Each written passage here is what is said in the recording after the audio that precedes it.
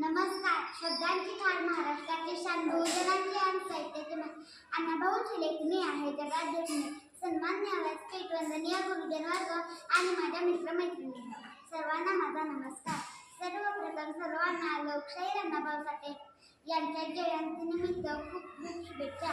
मी इयत्ता दुसरी क ची विद्यार्थ्यांनी कुमारी मध्ये आहे. आपल्या समोर विषय मांडत आहे लोकशाहीर अण्णाभाऊ साठे यांच्या जीवनातील प्रेरक कथा. अण्णाभाऊचा लेखन प्रपंच हा दांडगा होता. त्यांनी अनेक कथा, लोकनाट्य, लावण्या, कादंबऱ्या, पोवाडे लिहिले.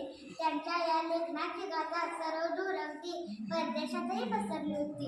एके दिवशी अण्णाभाऊ त्यांच्या मुंबईतील चाळीतील खोलीत लिहित असताना लोकसाहित्यातील बाप माणूस विठ्ठल वाघ त्यांना भेटायला आले व अण्णांना म्हणाले, अण्णा, तुम्ही एवढं अफाट लेखन केलं, तुमच्या एवढ्या कादंबऱ्या जगात प्रसिद्ध झाल्या, त्यातून आलेले बँकेतले पैसे काढून तुम्ही एक मस्त बंगला बांधा, आजूबाजूला हिरवीगार झाडे असतील, बाग बगीचा असेल, बाहेर फिरायला मोटर गाडी घ्या, म्हणजे तुम्हाला लिहायलाही बरं वाटेल. तेव्हा अण्णाभाऊ म्हणतात, विठ्ठला, माझा सगळा लेखनाचा पसारा वाटे गावात महाराष्ट्रात मुंबईत पसरला आहे.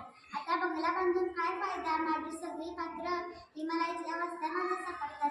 मुस्लिम, डवरी, माकडवाला ही सगळी पात्रच मला इथल्या समृद्ध करतात. आता हीच खोली म्हणजे माझा बंगला समज. यावर विठ्ठल अण्णांकडे पाहतच राहिले. अण्णाभाऊंचं लेखन सगळ्यांनी वाचावं, डोक्यावर घ्यावं असं आहे.